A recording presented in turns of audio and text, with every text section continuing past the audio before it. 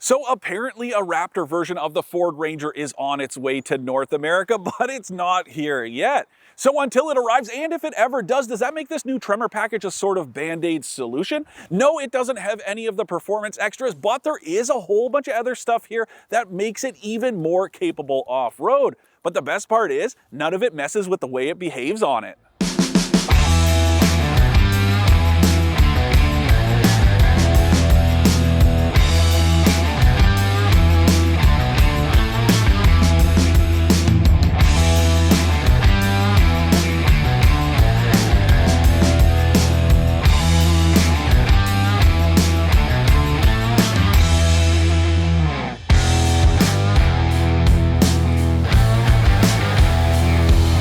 For more expert car reviews, don't forget to share our channel and subscribe so you can catch some of this and maybe even a little of that.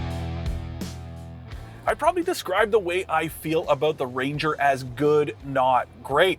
And we're gonna go ahead and throw up a link to my Ranger FX4 review so you guys can get a good feel for exactly what it is I'm talking about. I think I logged just about 1,000 kilometers behind the wheel of that thing around town, on the highway, and yes, even out on the trail. And I just couldn't get over how springy the suspension was. All I had to do was shift in my seat and the whole truck would rock side to side. But the really weird thing was how stiff it was on a bumpy road. It's a very weird ride quality. And I am happy to report that most of that slop in the suspension is gone with this Tremor pack, though not all of it. And there still is that rigidity, but it is vastly improved compared to that FX4. Anyway, here's the deal with this Tremor pack. It's a lot more of an FX4 enhancement package than it is a baby Raptor situation. And I'm not just saying that because it doesn't come with any performance upgrades, but there are a ton of off-road goodies included. So here's the thing, you can only add it to this crew cab version I'm driving, but you can add it to either the XLT or the Lariat, so you don't have to spring for the most expensive one, though there is a catch, and that's Ford makes you add yet another upgrade package if you want to opt for this Tremor kit. And that means spending $1,000 more on the XLT or $3 grand more on this Lariat one I'm driving. That is a lot of dough, because then on top of that, you have to spend $5,250 to get this Tremor kit. But you get everything from that FX4 package, the locking rear differential, a whole bunch of electronic trickery to tailor the drivetrain to the trail, and a bunch of skid plates underneath. But then on top of that, you get awesome all-terrain tires, as well as a bunch of cool suspension upgrades. They've reinforced the control arms, and they have also given you Fox shocks at all four corners, and the ones in the back have their own reservoirs. Very cool. They are very good shocks overall. That's the kind of stuff you would get in a Raptor trim, so it's cool that they've trickled down to a bit more of an affordable version. There's some other good stuff too, and you can tell just by looking at it that this is a different truck. All kinds of interior and exterior accents, and I really like the way it looks. And here's something else to consider. If you take that FX4 package and the blackout package of that one I drove earlier, well, it's gonna cost you about $4 grand. So not far off the cost of this one. And I'd say this looks a lot better. Plus, there are a ton of other goodies that come with it for the money.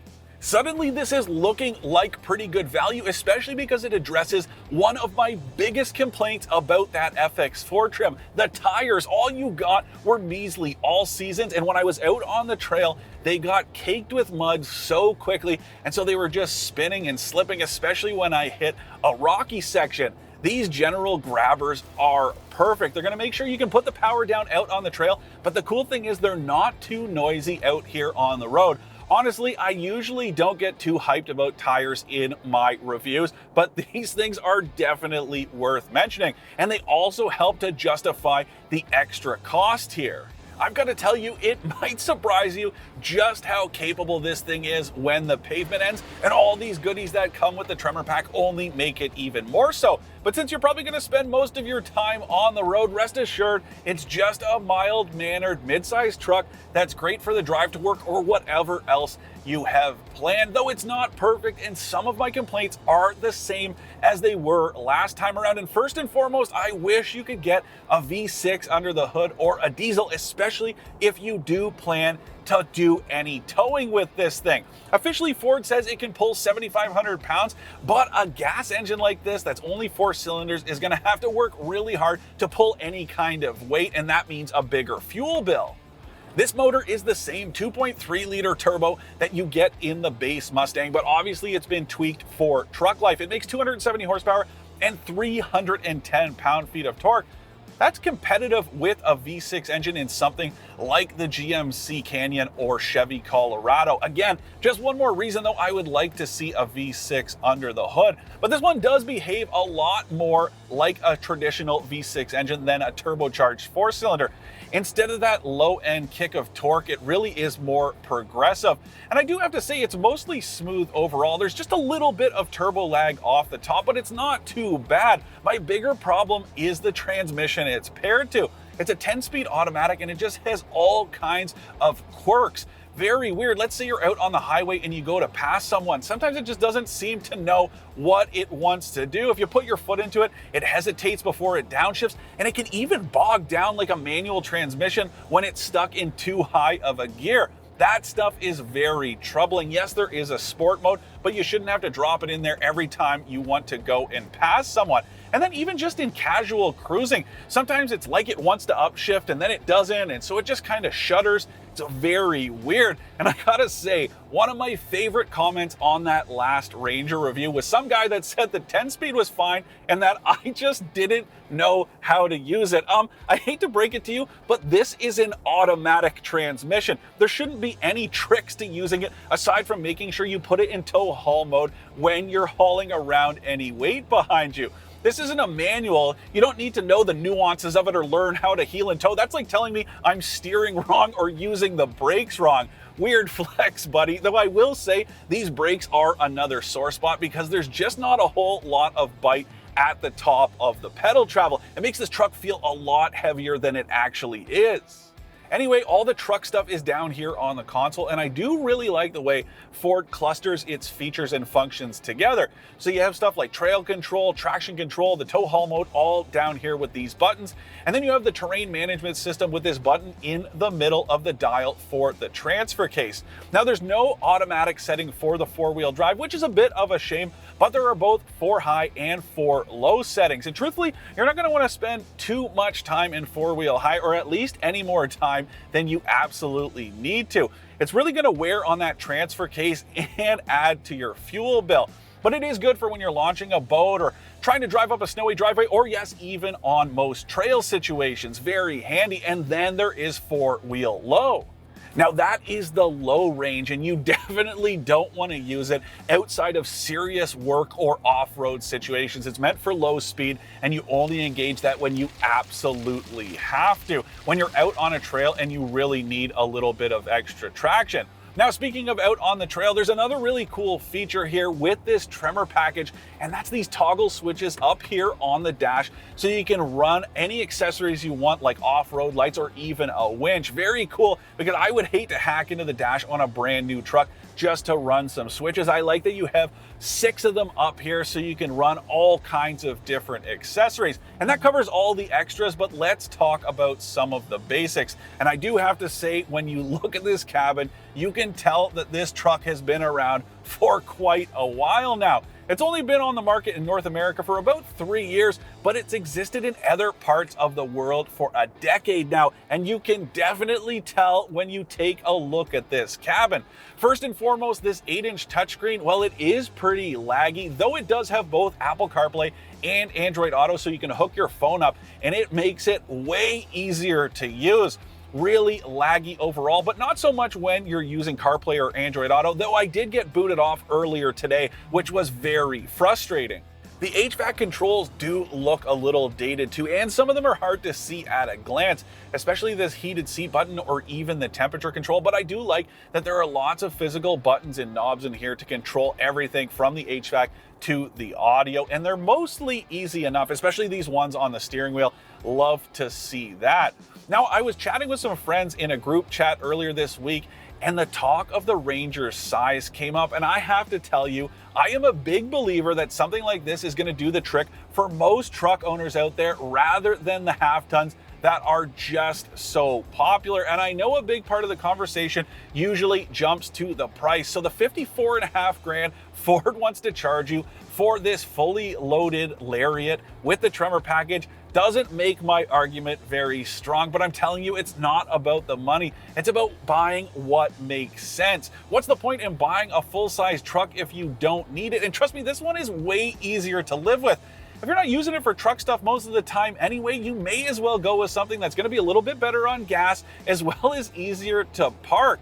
It's very convenient. Earlier this week, I was able to go to the grocery store and park right near the front. I didn't have to go all the way to the end of the lane because the spots are too narrow. And then when it comes to fuel economy, I'm burning right around 11 liters per 100 kilometers this week, which isn't too bad considering these big chunky tires this Tremor version is riding on. And the other nice thing about the size of this is if you do actually plan to take it out on the trail, it's narrow, which means you can make it places most full-size trucks won't, but there's still more than enough room in here.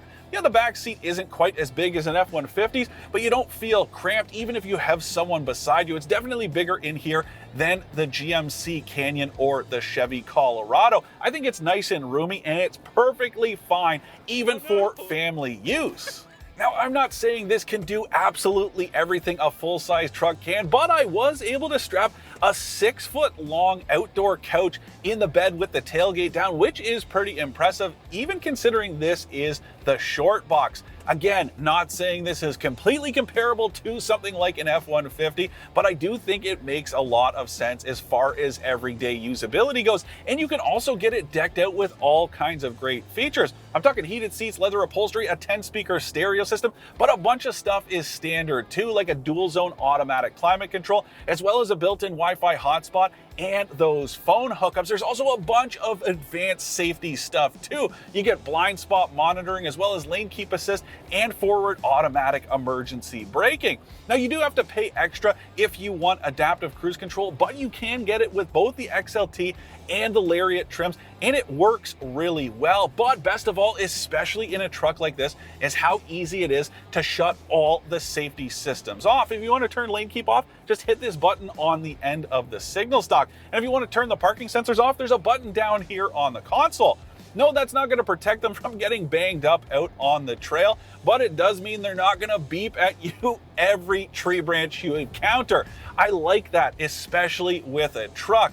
Again, I'm not saying that this thing is perfect, but there is a lot to like about it. It is very easy to live with overall. And to tell you the truth, I think the Tremor pack actually makes it even easier to live with and more user-friendly, and it deals with my two biggest complaints: the squeaky and squishy suspension and those terrible tires.